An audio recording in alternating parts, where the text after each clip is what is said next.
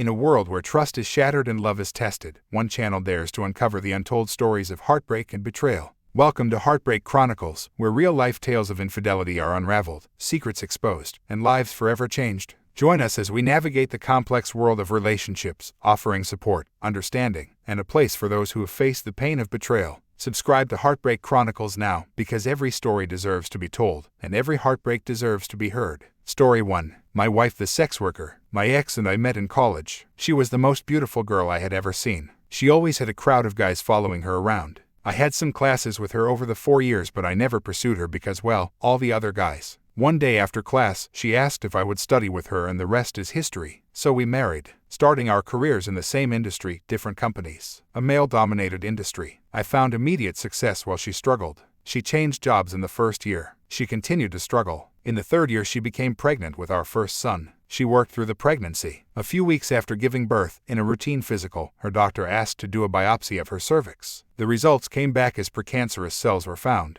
The doctor advised if we wanted more children to do it as quickly as possible, as this will progress and a hysterectomy will be needed eventually. So when she was up to it, she became pregnant again. She gave birth again to a boy within a year of each other. Afterward, more tests were done and different doctors advised us to do the procedure now, as we should not wait. With 2 babies, still infants, she had her procedure done. She was heartbroken that she was done having children, as we had wanted a large family. She poured herself into being a great mother, and she was. She became a som. She took care of everything at home. Meanwhile, my career was moving along. I was offered a position with another company with a large salary bump. Life is good. When the boys went off to school, she volunteered at school and was a fixture there. I should mention that we had close friends we went to school with. And we saw each other often. They started their family about the time we did. They have 1 son. The families went on vacations together, dinner outings. We were best of friends. After the son was born, the mother went back to work and was very successful. B had a good job also until about 2001, where his job was eliminated. He struggled to find work in his field, as the economy back then really affected his field. So the decision was he would be a SAHD while looking for work where we lived, as they did not want to move. The ex and B did things together with kids. When the kids were all in school, they still hung out. You can now guess they had an affair. This story I know is long but not over. After about a year of this hot sex in the B asked X if she and I had ever talked about a threesome. It was all fantasy talk with us, as we were still having a great, if not slowing down, sexual relationship. B had a friend he wanted to bring into the bedroom with them. The ex agreed. The day came and this guy came over to B's house. He took his suit off as X and B got warmed up. So they had their threesome. Afterward, the guy told them that he usually had to pay for sex, so he left a couple $100 bills and asked X if he could have a one-on-one with X. She told him she needed to think about that and B would get back to him. Eventually, C recommended someone else and a business was born. Eventually, B was re-employed and had to leave X on her own. She used a different cell phone. She rented out a storage unit and made it her closet, office. She used the money to buy outfits her clientele requested. She even bought a car. She did not want her minivan spotted at a hotel. The guys had to pay for a room at a nice hotel. She kept the car at the storage unit. Everything was in cash. She never brought the money into our lives that I know of, though we would send the kids to different day camps during summer. She claims she tightened up our budget to pay for it. She only worked during school hours. She always picked the boys up at school. On a few rare occasions, B would pick them up and keep them until she got home. Our home life never suffered. I admit I was working a ton and moving up the ladder. The weekends were our family time. Sex was generally on the weekends. I thought because of my work life this worked best.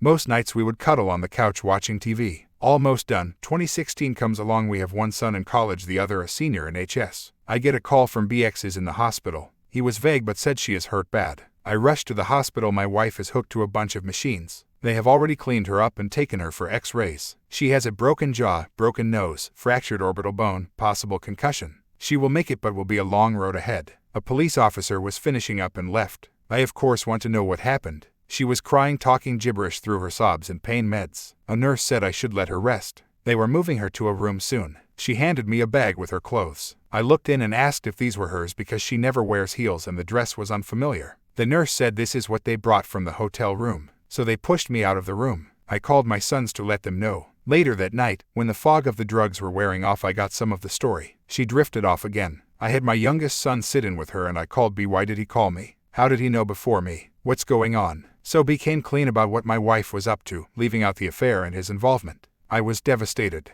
We eventually get her home after surgery on her jaw. The nose would wait. She convalesced at home. As she got stronger, I got the whole story. I called A and told of the affair and B as a pimp. She threw B out. As she got on her feet, I told her we were done. I asked her to move out. She moved in with me. I got the divorce rolling. I am sitting here 5 years divorced. I still love her. It is as if she had died. The grief is unbearable. My boys know what she did. I have not spoken to her since she left. Update. I originally posted a few weeks ago. You can check my profile. I did not update as there really was not anything to say. Until last night, I received a call from my oldest son, R, who is out of town for the holiday weekend. A friend called him to tell him his brother, S, had been in a motorcycle accident. He was with him but did not see the accident as he was riding ahead. I rushed to the hospital.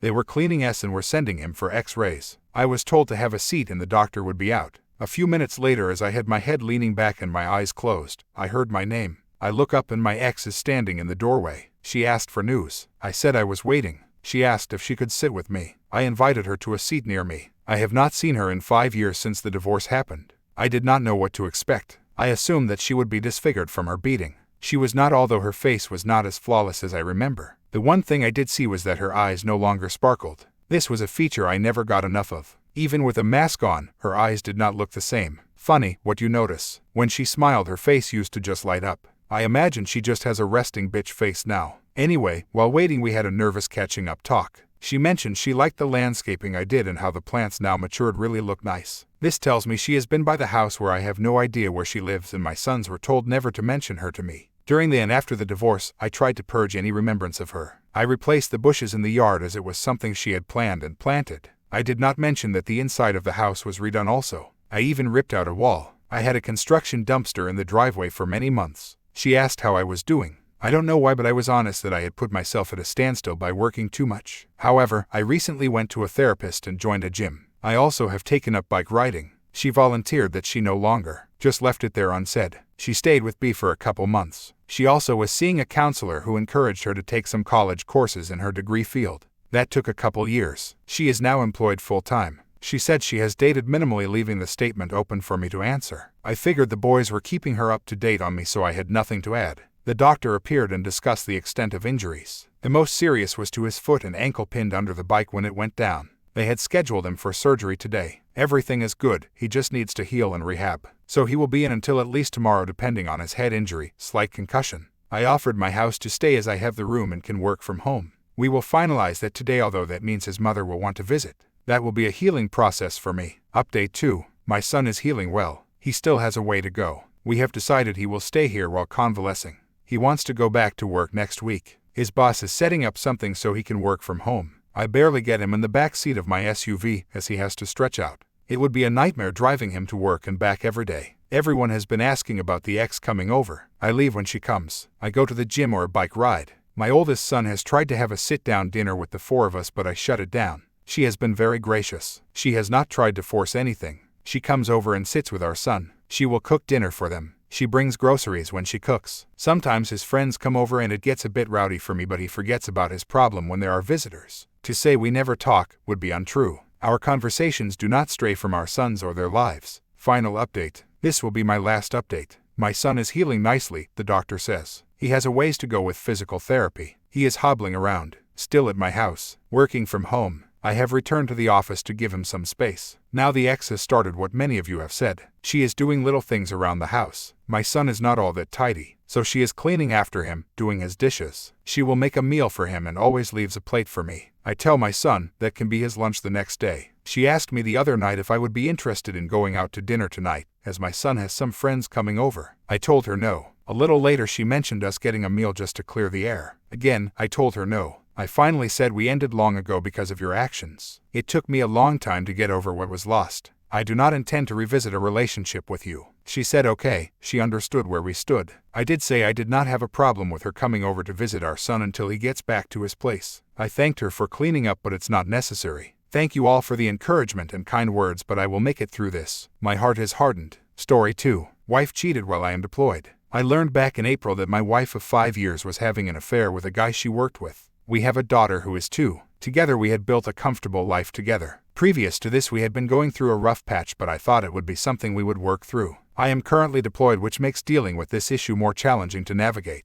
After getting caught she apologized, but I didn't buy it and felt I was only being given lip service. We agreed there was no coming back from this, and truly I went from being madly in love with this woman to the sound of her voice and seeing her makes me see red anymore. She expressed multiple times that she hates me and wants to be with the affair partner and wants to be divorced immediately. She has this guy over at my house most days of the week late at night, and she brings him around my daughter too just to spite me because she says I can do what I want and you can't control me. She has also given this individual the garage code to come and go freely from my home. She has played the victim card in all this and truly believes the lies she's telling. I want so bad every day to post this to social media and destroy her and her image since she's always cared so much about public perception of her. When she went to her attorney, she drafted divorce documents stating I would walk away from our home and only get my vehicle and personal belongings. We agreed to 50/50 custody for our daughter, but the papers stated I would only get her every other weekend and wouldn't get overnights with my daughter until she was 5. I shortly after came back telling her that I want my daughter 182 days out of the year, and if she wants the house she will have to buy me out or we will sell it.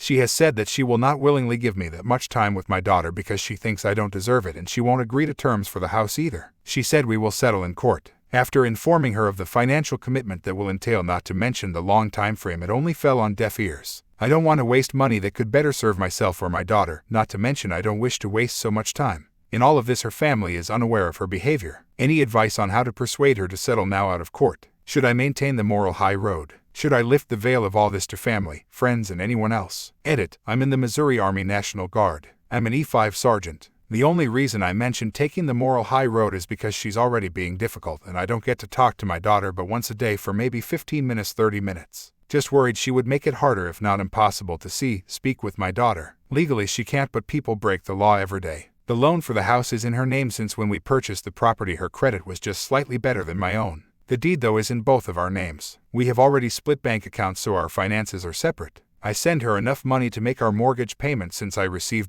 money for utilities, and money to support my daughter. Everything else is being put away for the legal battle that will ensue upon my return. I have every intention of fighting for my child tooth and nail and won't settle for anything less than 50/50 custody or 182 days a year with her. She is a federal employee for the Federal Bureau of Prisons. This guy was an employee there but has since quit and is currently in the police academy. I learned of the affair because AP's wife tracked him to my house. I have since received pictures, screenshots of messages, and videos as evidence of this affair. I also have on video admissions of guilt to confirm this as well. Not to forget, my neighbor across the street has been keeping an eye on my house and has shared videos of AP coming and going freely through my garage. Edit update. After finally having put up with enough of the disrespect and being treated so poorly on every front, I created a group text with her parents and spelled out everything that has been happening, to include the sharing of pictures captured by AP's wife when she caught my wife and AP at my house. After I sent that text to her parents, what do you know? No response. I guess you can say that silence is consent. I'll share the exact texts that happened in the last few days between her and I am removing names but no other content. I know that things have been hard for us for quite some time now, but I also know that it doesn't give me an excuse to do what I did. I am truly sorry for that. I am sorry that I hurt you in a way that will probably never be repaired in your eyes. I am not asking you to forgive me because I know that you have every right to hold a grudge. With that being said, I want us to get back to a healthy place where we can discuss a parenting plan for when you get back. I understand if you don't want to do that and want to go ahead with court to determine a parenting plan. I am just trying to do what is right so let me know. I do not want to fight. Her following up the next day, let me know if you want to schedule a time to talk about me. I prefer to correspond about matters such as or the way ahead via text. As far as your text from last night, I'm still thinking it over and getting my thoughts in order before I give a response. That's fine, I understand. We can talk through text. Take your time if that's what you need. I won't rush you. My response a week later, I don't wish to fight and would like to move forward, but I won't compromise on what I expect as far as acceptable terms for the way ahead. If these terms can be agreed on, I'm more than okay with settling out of court and having my attorney draft the documents. My terms and expectations are as follows: 50/50 joint physical and joint legal custody of 182 days a year with to include overnight visits. All major decisions concerning have to be agreed upon. Being bought out of the house or selling the property. No child support by either party to be paid or received. No alimony or maintenance by either party to be paid or received. Each party retains their own current bank accounts and funds. Each party retains their own retirement and investment accounts and funds. I want the exercise bike. I want the engagement, wedding ring set back. If you can agree on these terms, I am willing to settle out of court and move into discussion of a parenting plan. I was thinking more of a progressive parenting plan for. She's only 2 and is very dependent on me. She hasn't seen you in a year and will be very uncomfortable leaving me and going with you. And even before you left, she was very attached to me. So what I was suggesting is the first year do 80/20, then the next year 70/30, and work our way to 50/50. That way she is more comfortable and that gives you more time to get settled. All of the major decisions would still be decided by both of us. I don't care about anything else in your agreement. That's not what I'm worried about. Me, I'm not at all willing to do anything less than 50/50. Regardless of your personal opinion or feelings, I'm entitled to equal time spent with her. Her, I know, but I'm asking you to put aside your pride and do what's best for me. I'm not playing this game with you. What I'm asking is not unreasonable, nor is it selfish or prideful. I'm going to email my attorney and tell them to go ahead with filing for a court date. Her, okay, I'll see you in court. I'll post more updates as they come. Story 3. Details of wife's affair haunts me. Can I reconcile? My wife and I have been married for 7 years. I am 37, she is 32, and our marriage has been amazing up until recently. We get into occasional disagreements like every couple, but for the most part it has been loving, fulfilling, and happy for both of us. While not as frequently as before, we still share an active and healthy sex life as well. She is truly my goddess, beautiful, smart, funny, etc., and I take great pride in the lifestyle that I provide for us. While I work anywhere from 4 to 60 hours per week, she is a part-time professor at a community college as well as a yoga instructor. 4 months ago I was rocked when I curiously peeked through her email. There was an exchange with a male name I didn't recognize. I opened the thread to find that this man was emailing my wife sextapes of their affair while they shared sexually explicit banter. A rush of emotions came over me, but fortunately I had hours to compose from the rage and formulate a plan before she got home. I felt as though I was blindsided. I could not stop watching the 2 videos and could not fathom that the life I had worked so hard to build with her could be taken from me. I packed, preparing to confront her and then leave for the night in order to sort things out on my own. I dropped the bomb on her and immediately she began to tear up and sob in front of me, admitting to it and profusely apologizing. I got upset and told her I would find another place to stay. Her crying went into hysteria. She was begging and pleading for me to stay. She called nonstop during the time I stayed at my brother's, leaving messages saying that she loved me and it was the biggest mistake of her life. After 2 weeks I missed her, so I went home to reconcile. I kept asking her how she could do this to me, and each time she replied with "I don't know" or "it just happened." I found out that he was a 27-year-old professor at the college and began working in my wife's department months prior. I told her my trust would have to be earned back, but she had already come up with a plan to earn my trust back, including cutting the guy and changing jobs, allowing me to track her phone and car, giving me access to her email accounts, submitting to an STD test, and going to therapy. I could feel the deep remorse in her desire to reconcile. Since then, she has been grateful for the opportunity I have given her, held up her end 100%, and generally been a very pleasant and loving person to be around. But if only the trust could fix the damage. Even with all this relationship progress, I can't fight the constant pain and torment that comes from thinking of the details of her affair. The memory of the videos is burned into my brain, and feelings of pain, humiliation, and embarrassment overcome me. This has led to much stalled progress as I have harbored much resentment for my wife because of it. Their sex was completely unprotected, and he was well endowed. She did things with this man that we as a married couple have never done, like wear different lingerie and enthusiastically perform oral sex on him. What really hurts is that she had anal sex with him and swallowed his semen more than once. Those were 2 things that I asked her if she was willing to try in our relationship, and she would always detest referring to them as gross or degrading. But words cannot describe how much she degraded herself in this video. It makes me sick to picture the disgusting things she did, like licking his anus or giving him oral directly following anal. But worst of all, she seemed more enthusiastic about all of it than she ever has about our sex life in 10 years. I have asked her why she would do such things and how she could do things with him that she refused with me. Her answer is always "I don't know." I am constantly being ripped apart seeking an answer to this question. Needless to say, my self-esteem is shot. I saw with my own eyes that this man turned her on more than I have, and she had a much stronger desire to please him. This has caused us to have intimacy problems ever since. Since her answer is "I don't know," it is always running through my mind that it was because my penis was too small, that I'm too weak, or that I was an inadequate lover. These thoughts and feelings are causing so much emotional turmoil and built-up resentment towards my wife. She is putting in such a strong effort, but my feelings don't seem to go away or lose intensity. I would like to know if anyone else has dealt with such a problem. Is it fair to myself or my wife to keep trying to work it out? Any help would be much appreciated, as I feel like I am at my wit's end. Story 4. My wife and the coach. TLDR, I caught my wife having an affair with my son's football coach. I confronted her. We are now heading for divorce. Sorry for the long post. My wife and I are 33, married 11 years. We live in a once rural area that is fast becoming a suburb to a medium-sized metro area. Our HS graduating class had a little over 200 kids, now approaching 500 grads. I grew up on a farm. When I was 6, my mother just never came home one day, so my dad raised me. I took on my farm duties. In other words, I worked hard. Eventually my dad quit farming. He leased his fields to other farmers. He took a factory job. He invested his lease proceeds into buying up more land. Through the Great Recession he acquired many properties. On one of these properties there was a house he gave to me to fix up and start a family. It's in a trust with his other property, but we pay all the bills. My wife grew up lower middle class. A great family that always treated me well. They moved to the area while we were in JR High. We dated all through HS and were married once I had a steady job.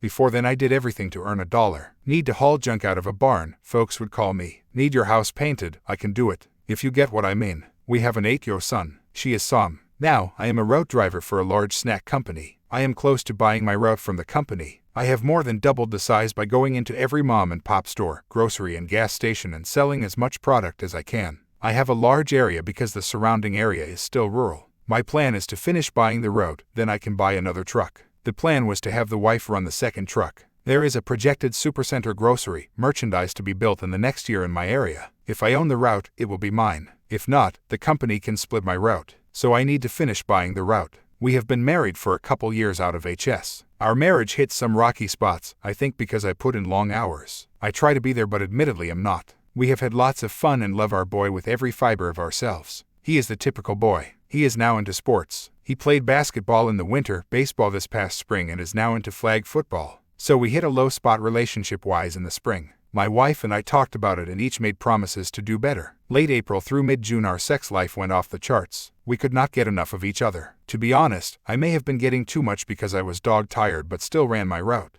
My son was playing ball. I never missed a game but I did not hit all his practices. With most youth sports the dads take an active role in the coaching or helping out. I just could not give that commitment. My wife stepped up and helped out when needed. The baseball coach, Ted, is an ex of a very good friend from HS, Mary. She was the smartest kid in school. She went on to college, that's where they met. They married and soon had a son who is also 8. Their marriage hit the skids. Mary moved back home 3 years ago to have help watching the boy by her parents. Ted moved here 2 years ago to be close to their son and I think to win Mary back. The mid to end of June we sink back into our rut. We talked again in July and promised to recommit. We take a vacation. Still the relationship is bumpy. Mid-August comes around and the bedroom heats up again, then cools after just a couple weeks. September hits and we are in a dead bedroom. I beg my wife to talk but she says nothing is wrong. My son started playing flag football. He loves it. They practice a couple days a week and play on Saturday. I drop by a practice and see my wife and Ted with a clipboard running the kids through drills. There are a couple of dads helping too.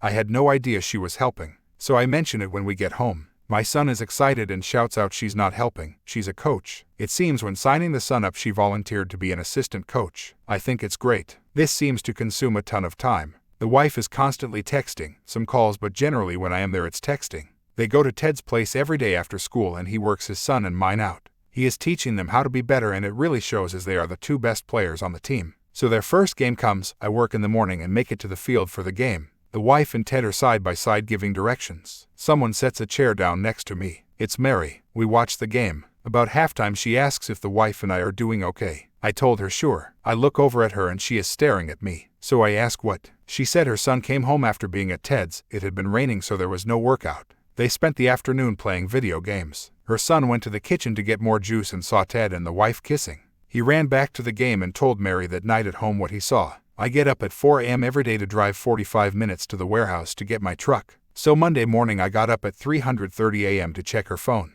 She had changed the password. After a few tries I figured out what it was as she uses like 4 or 5 different ones for everything. There I saw text after text, some nudes, so I took screenshots of some. Usually I have one day that I spend in town. I sometimes would come home for lunch if I took one, especially when there was a lot of sex going on. I got home and she was not there. I called her but she did not pick up. I drove by Ted's place and her car was there. I finished my route. She told me she was at the store. She was sorry she missed me. I told her I was just trying to surprise her. Not a big deal. The next week, on the same day, I again let her know I was coming home for lunch. I was parked down the way from Ted's. How she did not see my big old truck is beyond me. She came running out of Ted's, got in her car and raced home. I followed slowly. When I arrived she was making me a sandwich. We had a nice conversation. Saturday, after the game, I took my son home, had him change and took him to my dad's. They were going to fish in the pond and if he wanted he could swim. I went home. Of course, the wife was not there, so I drove to Ted's. Her car was there. I called her. She was kind of annoyed. Then I asked what she was doing at Ted's. It was just silence. Then talking over the game.